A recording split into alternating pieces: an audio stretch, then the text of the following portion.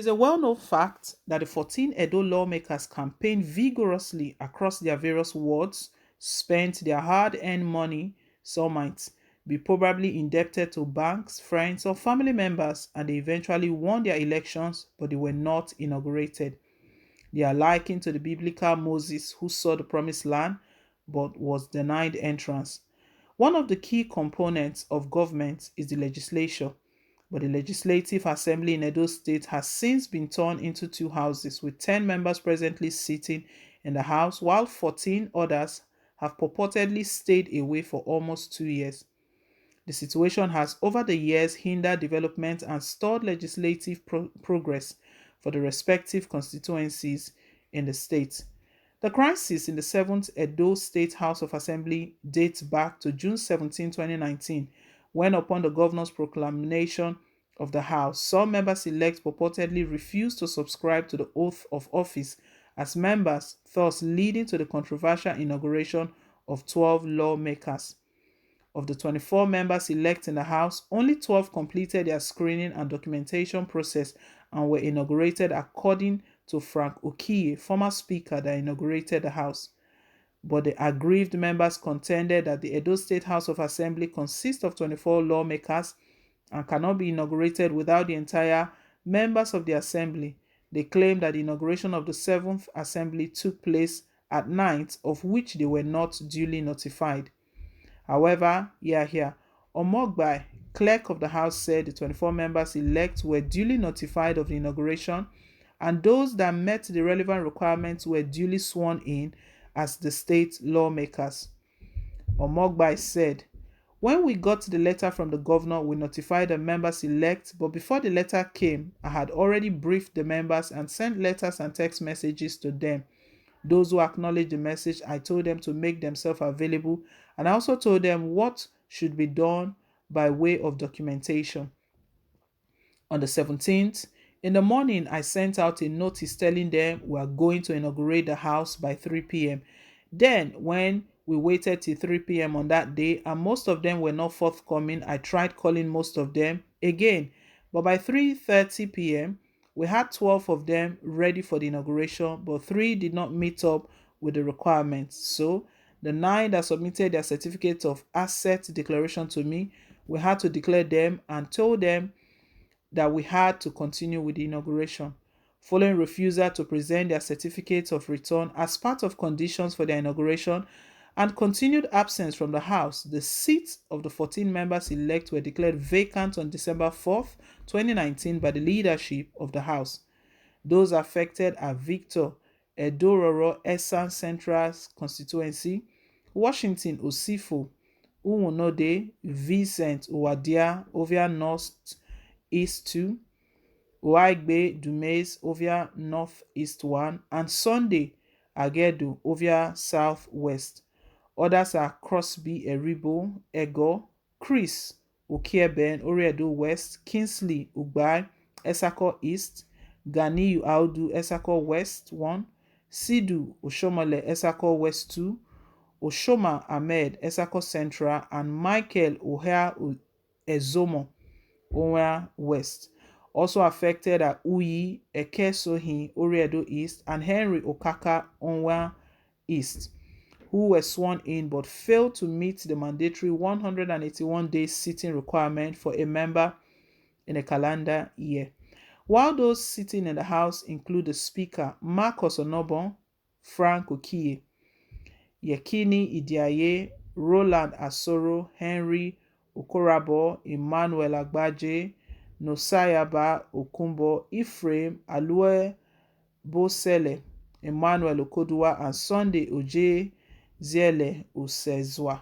For others who hadn't been inaugurated since the proclamation of the House, the former speaker said their constituents have been complaining and have come to us that they want their voices and concerns to be heard at the House. So, people who are willing to provide quality representation have to be elected to bring the matters of the distraught constituents to the floor for debate and legislation where necessary. As the September 2020 governorship election in the state geared up, the situation festered and led to a parallel legislative house with two speakers, Frank Okiye and Victor Edoro. Thereafter, 14 members' seats had been declared vacant, were sworn in alongside three other lawmakers who had declared support for the All Progressive Congress APC governorship candidate to Saige Ize Iyamu. Purported inauguration, which took place at an undisclosed location in the state capital while the assembly complex was undergoing reconstruction, led to two assembly leadership in the state. At the inauguration, Victor Edoro, representing Esan Central constituency, was elected speaker, while Emmanuel Agbaje, representing Akoko Edo constituency, emerged deputy speaker.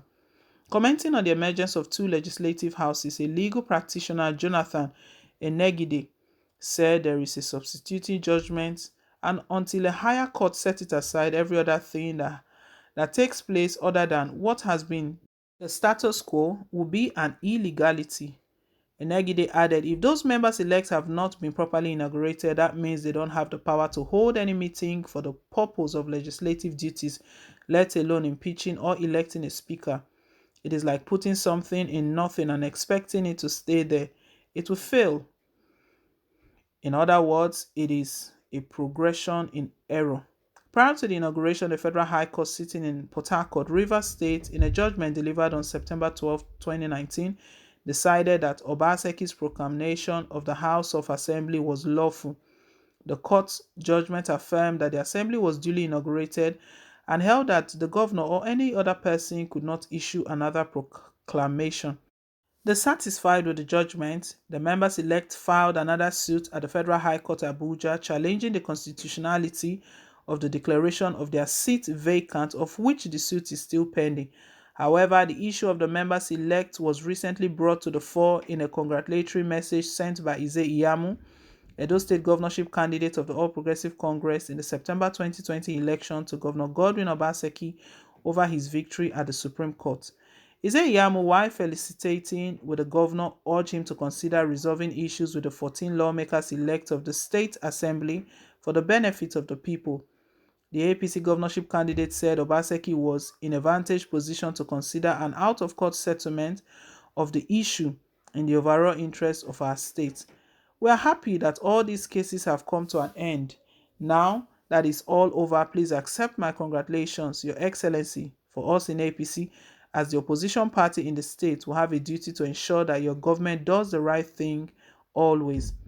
Having said that, I want to appeal to you to kindly consider the pertinent issues of the 14 constituencies, including 2 in your local government, Oredo, and 2 in your deputy's local government, Esako West, that are presently without representation at the Edo State Assembly, Ize Iyamu said.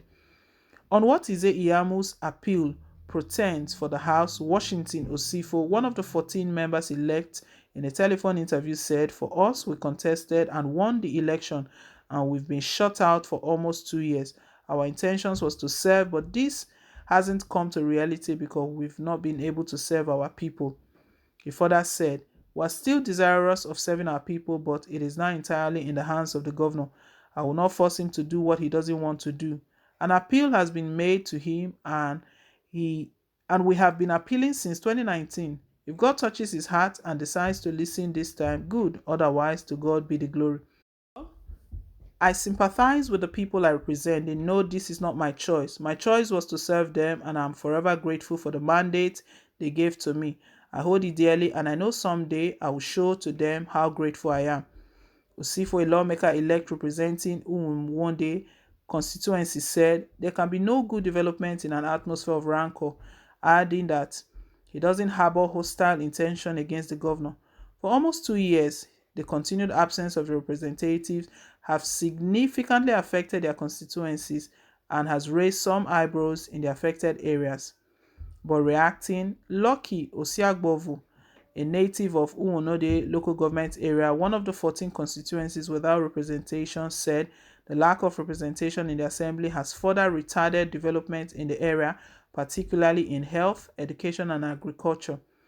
Uwonode is the most underdeveloped council in Edo State. It is not because the people are not educated, but because of poor representation in the terms of listening to voices of indigenes in the house and that would attract development to the area, he said. Another resident, Lucky Isibo, said the various constituencies are bereft of representation and lack voices of advocacy for the people, thereby compounding existing developmental challenges confronting the areas.